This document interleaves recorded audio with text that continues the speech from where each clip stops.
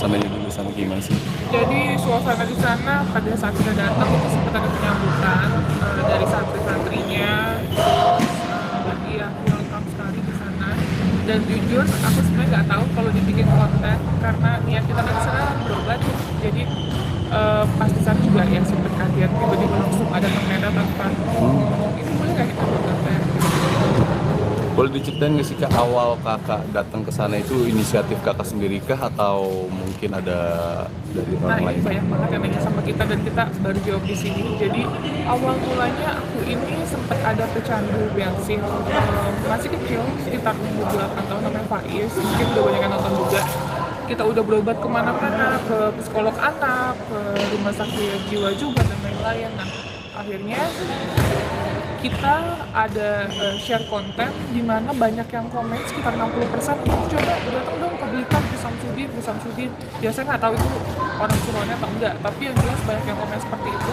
Akhirnya kita cari tahu nomor adminnya dan kita hubungi dan direspon baik. Akhirnya kita coba datang ke sana. Yang awalnya bilangnya Rukiah ya, Rukiah tapi dengan yang ternyata bukan syariat Islam ya, dengan ada kayak dipegang lambungnya asap-asap gitu. Jadi ya udah itu cukup satu kali aja bawa Paris. Itu berdasarkan inisiatif sendiri atau mungkin ada dari kalangan Nah, organisasi? ini satu sendiri. Jadi emang kita kan sering banget untuk sosial di daerah Jawa Timur, Jawa Tengah dan sekitarnya.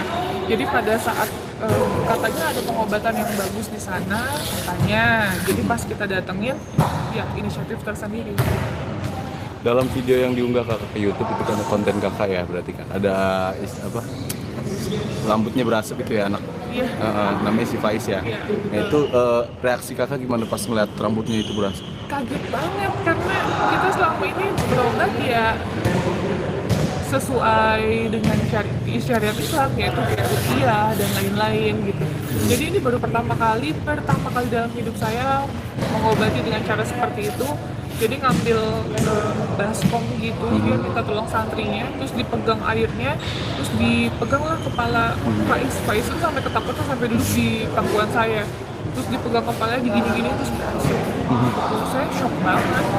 Itu tahu nggak sih Kakak itu pakai apa gitu? Itu nggak tahu sama sekali karena baskom itu jauh dari jangkauan kita. Jadi saya di sini posisi baskomnya di sana, jadi kita nggak mencium itu air putih kah atau itu air apa yang dibuat-buat oleh Mas Udin. Nah, bisa dibilang kan itu kan sebuah trik ya, mungkin pakai bahan-bahan kimia dan diletakkan kepala anak usia yang masih kecil gitu ya. Itu gimana sih Kak? Nah, makanya kemarin kita sempat kolaborasi sama pesulap merah Mas Marcel. Beliau membongkar trik dari Mas Udin yang katanya itu adalah air keras ya atau bahan kimia yang sangat berbahaya untuk kulit. Jujur saya shock banget dan merasa bersalah banget gitu.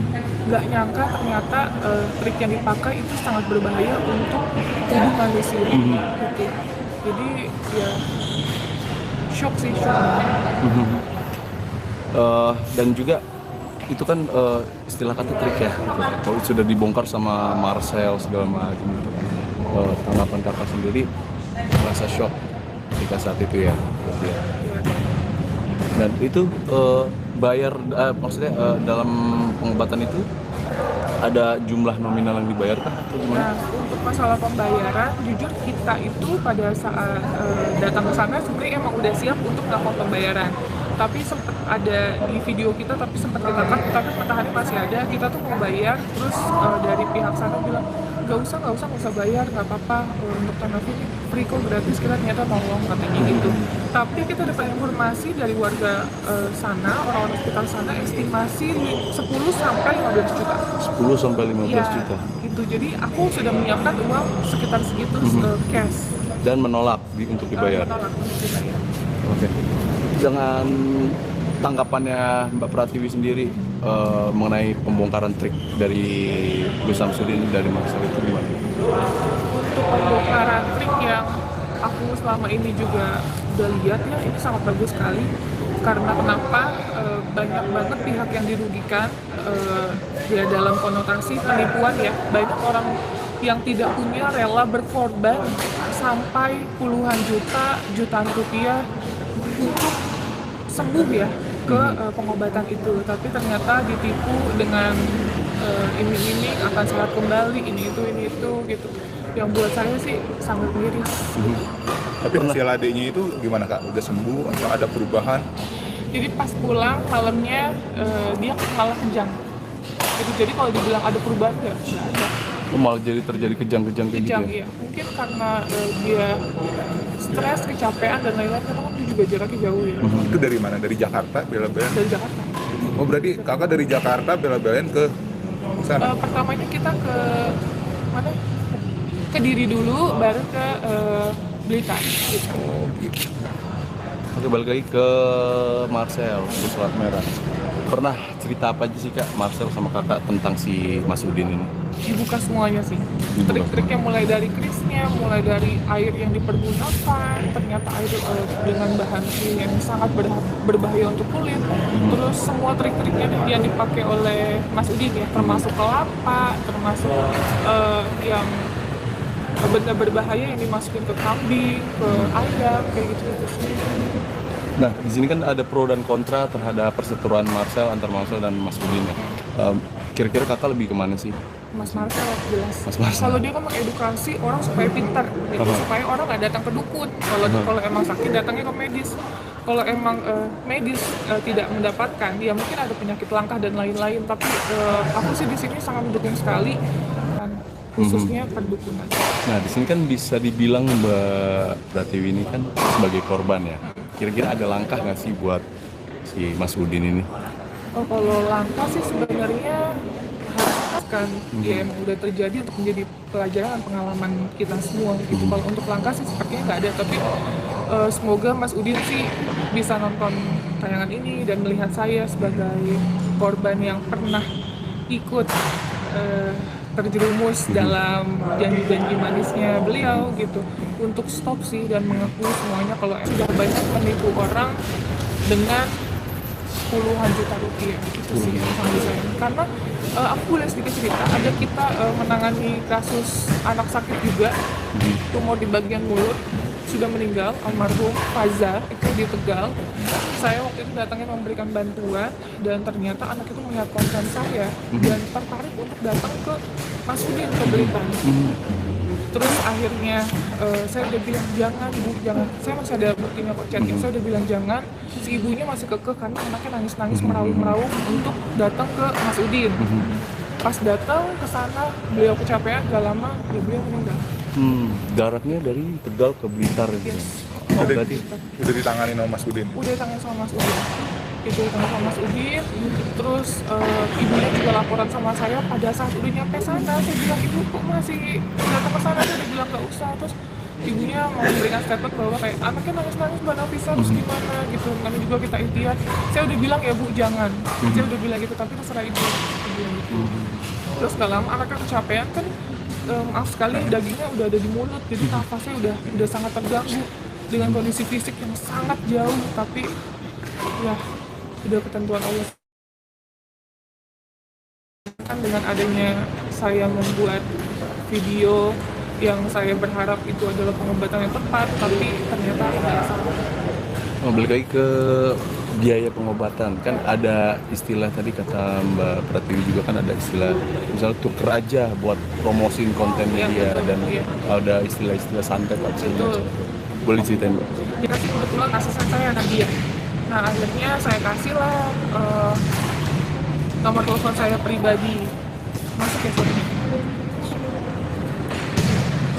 Terus Mbak? Nah terus akhirnya Mas Udin minta nomor telepon saya kasih, tukeran nomor telepon. Nggak berapa lama saya pulang dari Jatim, saya itu posisi dari Jakarta. Beliau WhatsApp saya untuk men-share video yang beliau buat. Itu isinya ada paku, mungkin nanti saya cari videonya, ada masih kesimpan. Ada paku di kertas, terus pakunya itu getar. Kayak ada gerakan gitu di pakunya. Terus ada tulisan Arab dan pokoknya kebal santet dan apa-apa di Indonesia. Hubungi Bu Samsudin, ada nomor teleponnya, dan dia minta share saya di Instagram.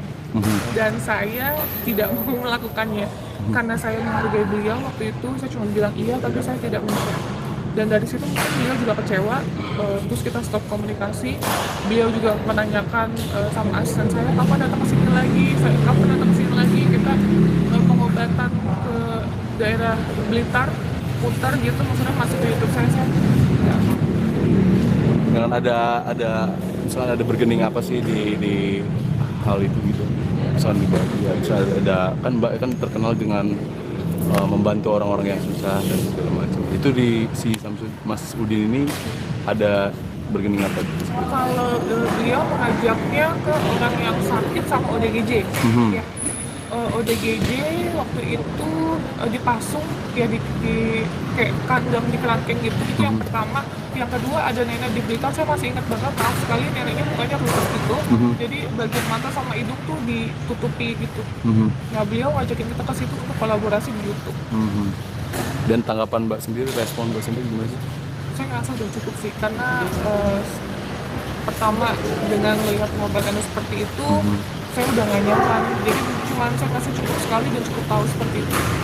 Dan menurut Mbak yang paling ekstrim itu apa sih yang pernah dilakuin sama Mas Udin sendiri, misalnya pengobatannya itu? Ya, yang setelah saya tahu yang paling ekstrim yaitu menggunakan cairan yang sangat berbahaya untuk tubuh manusia. Untuk penciuman, kita nyium aja air itu sebenarnya sangat bahaya, apalagi itu kena sentuh di bagian kepala, di bagian badan dan lain-lain. Ada permintaan maaf gak sih dari Mas Udin dari viralnya video itu? Dan juga ada sempat ada orang juga yang datang ke sana kan gara-gara video itu kan? Ada permintaan maaf gak sih dari Mas Udin? Tidak ada sama sekali sih. Nggak ada ngubungin Mbak Tidak sendiri? ada minta maaf, tidak ada menghubungi kita perihal ini. Kita sempat mau pada saat beliau ada di Jakarta, kan sempat masuk di podcast Kodensu. Terus kita hubungi, Pangan udah nggak aktif ya.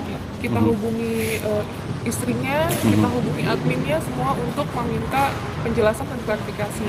Tetapi beliau bilang sudah nyampe Blitar, terus inilah alasan sibuk dan lain-lain. Ini banyak ininya. Alasan lah. Pesan terakhir buat Mas Udin apa sih Mbak?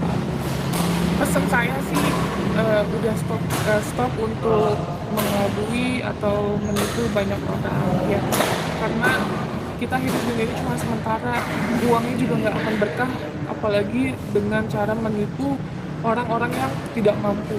Orang banyak loh yang berjuang untuk sembuh, ngeluarin uang puluhan juta bela-belain untuk berobat gitu ke Mas Udin, tapi ternyata nggak sembuh, malah nambah banyak beban, banyak utang dan lain-lain gitu.